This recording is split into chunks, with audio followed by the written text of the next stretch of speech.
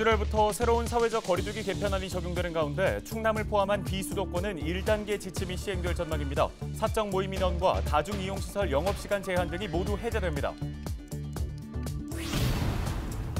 충남에서 올해 들어 103개 농가 60헥타르 면적에서 과수화상병이 발생한 것으로 집계됐습니다. 사과 주산지인 예산군이 추가 확산을 막기 위해 농가에 방제 약재를 지원하고 있습니다. 서산의료원에 주취자 응급의료센터가 설치됩니다. 충남자치경찰위원회는 출범 후 첫 안건으로 도내 4개 공공의료원과 업무 협약을 맺고 주취자 응급의료센터를 시범 운영할 계획입니다. 태안천리포수목원이 사립수목원 가운데 처음으로 식물 전문 도서관을 개관했습니다. 식물 전문 도서 등 17,000여 권을 보유해 다양한 식물 정보를 제공하고 학술 연구를 도울 전망입니다.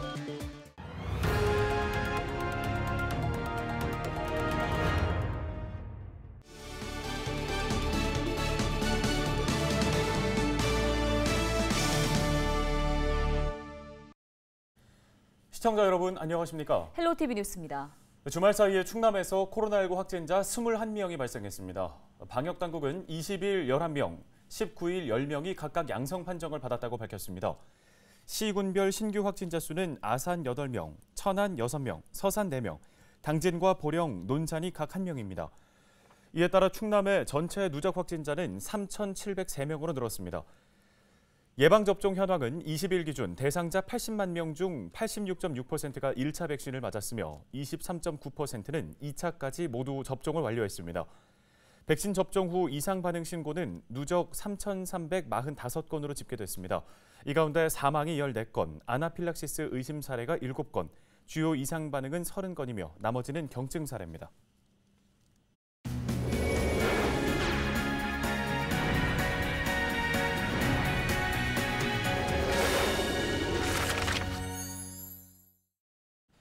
다음 달부터 새로운 사회적 거리두기가 시행됩니다. 사적 모임 인원과 다중이용시설 운영 제한이 크게 완화되는데요. 네, 취재 기자를 연결해 보겠습니다.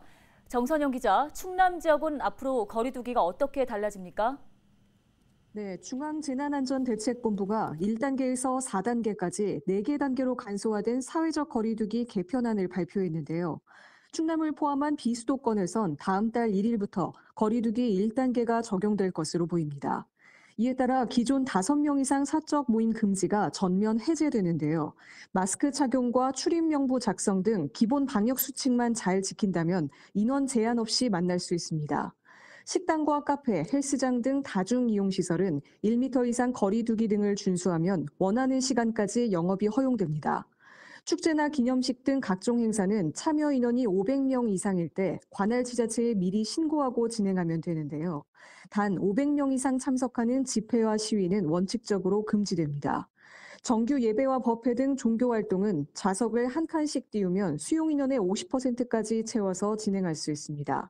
스포츠 경기는 실내는 전체 수용 인원의 50%, 실외는 70%까지 각각 입장할 수 있습니다.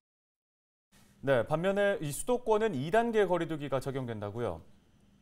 네, 그렇습니다. 충남도민이라도 서울과 경기 등 수도권에선 새로운 거리두기 2단계 지침을 따라야 하는데요. 일단 7월 1일부터 14일까지는 6명까지 사적 모임이 가능하고 그 이후로는 8명까지 허용됩니다. 식당과 카페 등 다중이용시설의 경우 매장 내 영업시간이 밤 12시로 제한됩니다. 행사나 집회는 100명 미만으로 참석할 수 있습니다. 네, 거리두기 개편과 함께 백신 접종자에 대한 혜택도 제공되죠? 네, 그렇습니다. 7월부터는 1차 접종자와 완료자 모두 공원이나 등산로 같은 야외에서 마스크를 쓰지 않아도 됩니다. 단 다수가 모이는 집회나 행사에선 마스크를 계속 착용해야 합니다. 1차 접종자는 실외 시설을 이용할 때 인원 기준에서 제외되고 2차까지 모두 완료한 사람은 실내에서도 인원 기준에서 빠집니다. 싱가포르와 대만, 태국, 괌, 사이판 등 해외 단체 여행도 허용되는데요. 정부는 방역 신뢰 국가와 합의해 단체 여행을 허용하는 이른바 트래블 버블을 본격 시행할 계획입니다. 네, 거리두기 지침은 완화되지만 개인 방역은 계속해서 잘 지키셔야겠습니다. 지금까지 보도국 정선영 기자였습니다. 다음 소식입니다. 서산의료원에 주취자 응급의료센터가 설치됩니다. 충남도와 충남경찰청, 도내 4개 공공의료원은 다음 달 업무 협약을 맺고 서산의료원에 응급센터를 시범 운영한다고 밝혔습니다. 주취자 응급의료센터는 지난 3월 전국에서 처음 출범한 충남자치경찰위원회가 1호 안건으로 추진한 사업입니다. 응급센터에는 주취자 전용 병상 2개와 경찰관 사무공간 등이 마련됩니다. 충남자치경찰위는 주취자 소란 등으로 인한 현장 경찰관의 애로사항을 해결하고 치안 공백을 최소화하는 데 도움이 될 것으로 기대하고 있습니다. 예산군이 과수화상병 확산을 막기 위해 방제에 나섰습니다. 군은 지난 16일부터 5차 방제 약제와 농기구 소독용 알코올 스프레이를 과수농가에 배부하고 약제를 살포하고 있는데요. 지원 대상은 천여 농가 1,100헥타르 규모이며 예산 3억 3천만 원이 투입됐습니다. 충남에서는 올해 들어 현재까지 예산과 당진 등 103개의 농가 59.5헥타르 면적에서 과수화상병이 확인됐습니다. 과수화상병은 사과와 배 등 과수나무에 발생하는 세균성 병해로 잎과 가지, 과일 등이 화상을 입은 것처럼 검게 변해 서서히 말라 죽게 됩니다. 치료제가 없어 현재로서는 사전 방제가 최선이며 의심 증상이 있는 나무는 모두 매몰해야 합니다. 다음 소식입니다. 김난영 아나운서 혹시 식물도서관이라고 들어보셨습니까? 좀 생소해요. 식물원 안에 도서관이 있는 건가 싶기도 하고요.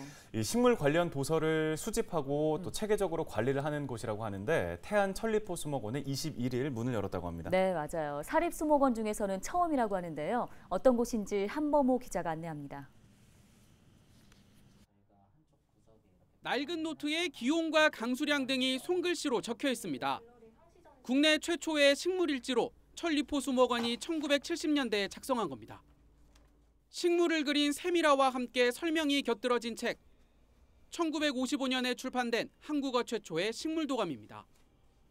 국내외 기록물과 도서, 고문원을 아우른 식물 전문 도서관이 21일 천리포수목원에서 문을 열었습니다.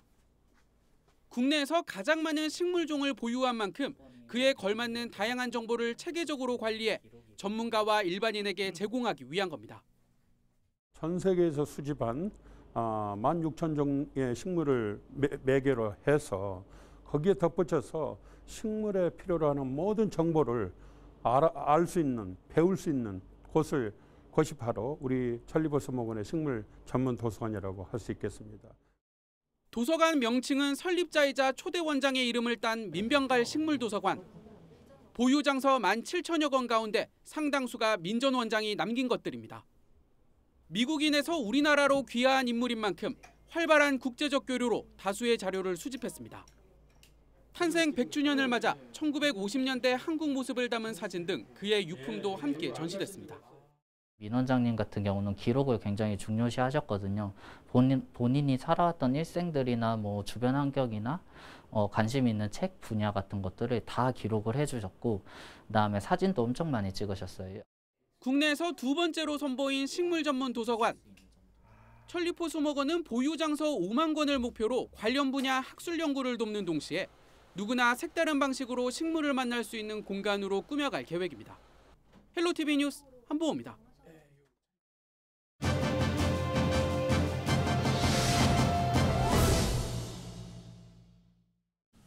코로나19가 장기화되는 상황 속에서 취약계층이 겪는 어려움도 커지고 있습니다. 취약계층 지원을 위한 우리 충남 사회 백신 나눔 캠페인이 시작됐다고 하는데요. 충남도 김종수 사회복지과장 전화 연결해서 보다 자세한 이야기 나눠보겠습니다. 과장님 안녕하십니까? 안녕하세요. 충남도청 사회복지과장 김종수입니다.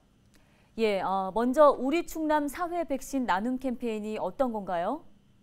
네, 이번 나눔 캠페인은 코로나19로 인한 재난 취약계층을 지원하고자 전국적으로 대한민국 사회 백신 나눔 캠페인을 전개하고 있으며 이에 맞추어 충남에서도 우리 충남 사회 백신 나눔 캠페인을 전개하고 있습니다.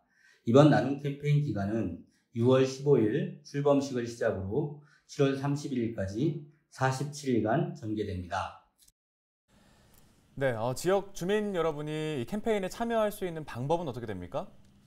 네, 캠페인 참여 방법은 ARS, 문자, QR코드 등 비대면 모금 방식을 기본으로 하며 캠페인 전용 계좌 입금과 충남도 15개 시군청과 읍면동을 통한 성금 기탁으로 참여할 수 있습니다.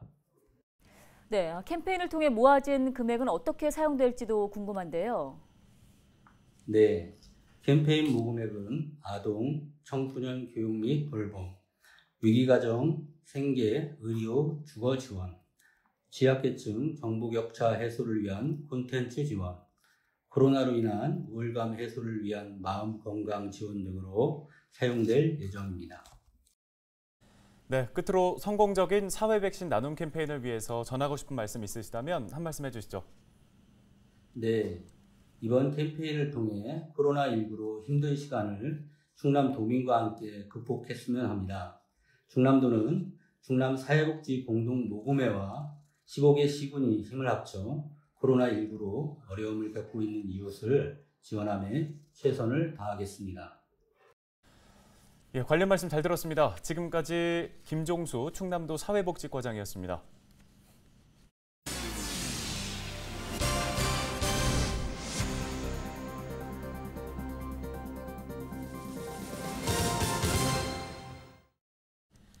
올해 충남 지역의 오존주의보 발령 시기가 지난해보다 빠르고 또 발령 횟수도 2배 이상 증가한 것으로 파악됐습니다.